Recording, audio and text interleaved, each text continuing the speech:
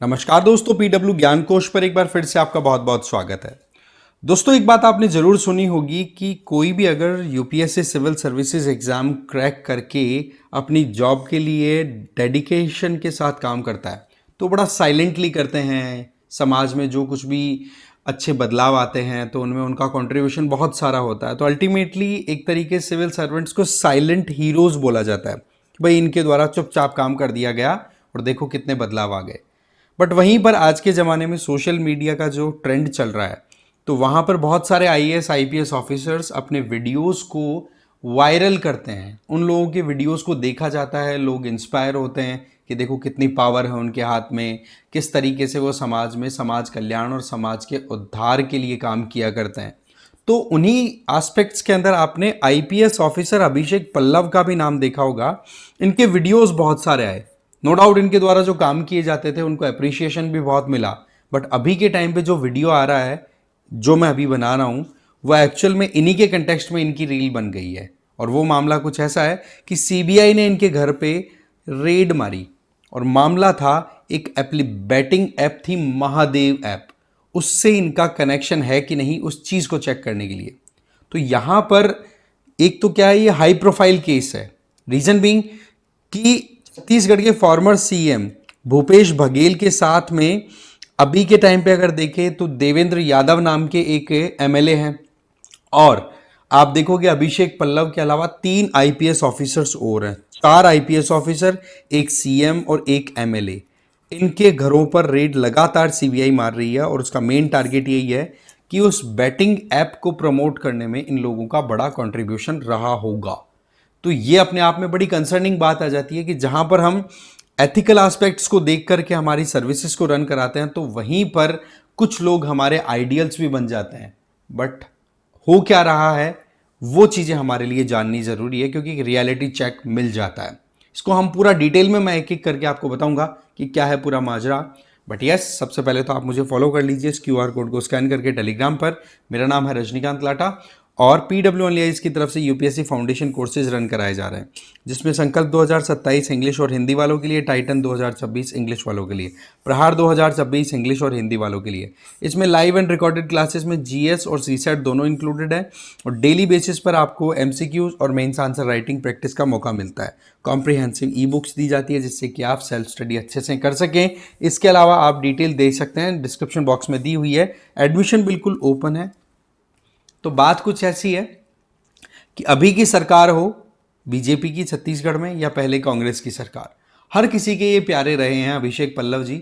But अभी के time पे अगर देखें तो हालात कुछ ऐसे हैं कि वायरल आईपीएस के नाम से जो एसपी हैं, वायरल एसपी के नाम से जो फेमस हैं अभिषेक पल्लव, उनके यहाँ पर कहीं ना कहीं सीबीआई की रेड जो है वो एक अलार्मिंग बेल बजाती हुई दिखाई पड़ रही है। ये है total 5-6 individuals, CM, farmer CM Bhupesh Baghel, उनके अलावा फिर यहाँ पर आप देख सकते हो इनका नाम है, आप यहाँ पर देवेंद्र यादव एमएलए हैं। इसके अलावा अभिषेक पल्लव, जिनको हम बोल ही रहे हैं कि भाई ये वायरल एसपी रहे के नाम से फेमस है, आनंद छाबड़ा, आरिफ शेख और प्रशांत अग्रवाल। इन सभी आईपीएस के घरों पर भी रेड पड़ी है। तो यहाँ पर सबसे पहली चीज़ तो ये कि इनको देखो बहुत ज़्यादा रिकग्निशन मिला हुआ है, सोशल मीडिया पे भी नहीं वैसे भी, क्योंकि पहले तो ये डॉक्टर थे, डॉक्टर के बाद में फिर इन्होंने यूपीएससी क्लियर किया 2013 में, फिर बन गए आईपीएस। तो अल्टीमेटली इनके द्वारा बहुत लंबी सर्विसेज ऑलरेडी दी जा चुकी है देश को।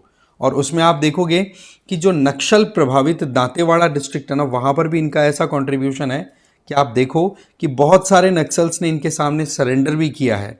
बहुत सारी ऐसी योजनाएं भी चलाई है जहां पर घर वापसी कराई जा सके नक्सलवादियों की, राइट। इनमें अगर देखो तो इनका घर वापसी से रिलेटेड जो स्कीम इनके द्वारा रन कराई गई थी वो बहुत काफ़ी सक्सेसफुल रही थी, ठीक है। इसके अलावा इनके द्वारा भूपेश सरकार की तरफ से भी बहुत सारे रिकग्निशन दिए गए थे कि हाँ भाई इनके द्वारा जो काम किया गया है वो कहीं ना कहीं भूपेश सरकार को एक क्रेडिट दिला जाए कि हाँ भाई नए जो चुनाव होंगे वहाँ पर इनको एक फेवर कर जाए कि हाँ भाई हमारे टाइम पे नक्सलवाद को हमने इतना इस हद तक रिड्यूस किया, ठीक है।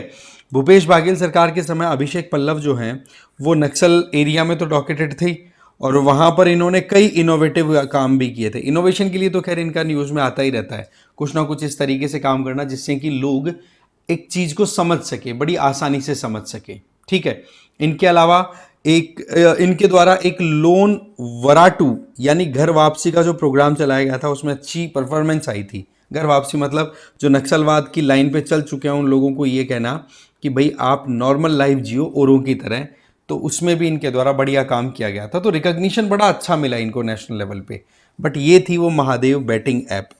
इसके ऊपर पूरा का पूरा मामला इर्द गिर्द घूम रहा है। और इसके अंदर क्या है कि अभिषेक पल्लव जो हैं इनकी पोस्टिंग दुर्ग में होती है। दुर्ग जहां पर पूर्व सीएम भूपेश बघेल है ना, उनका होम टाउन है या फिर होम डिस्ट्रिक्ट है, वहां पर अभिषेक पल्लव का अपॉइंटमेंट होता है।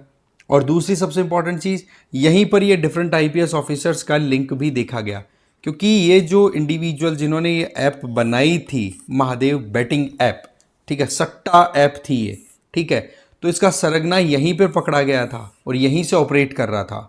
तो इस वजह से होम टाउन का होने की वजह से भाई सीधी बात है कि आपके क्षेत्र में अगर कोई इलीगल एक्टिविटीज होती हैं तो उसके लिए क्या कहा जाता है कि जब तक पॉलिटिकल और ब्यूरोक्रेटिक पेट्रोनेज किसी क्रिमिनल को नहीं मिलती तब तक वो काम आपके क्षेत्र में नहीं हो सकता। ये एक कही हुई और कहीं ना कहीं एक प्रूवन बात भी है, राइट, कि आपके नाक के तले लोग यहां पर सट्टों के बड़े बड़े गेम खेल रहे हैं, आपको पता तक भी नहीं है।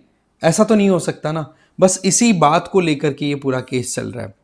इस महादेव बैटिंग ऐप में बड़े बड़े फिल्म स्टार्स है ना, वो भी लुट चुके हैं, राइट। अल्टीमेटली ये जो बंदा था इसको तो देखो दुबई में अरेस्ट किया था जिसने ये पूरी ऐप तैयार की थी, है ना।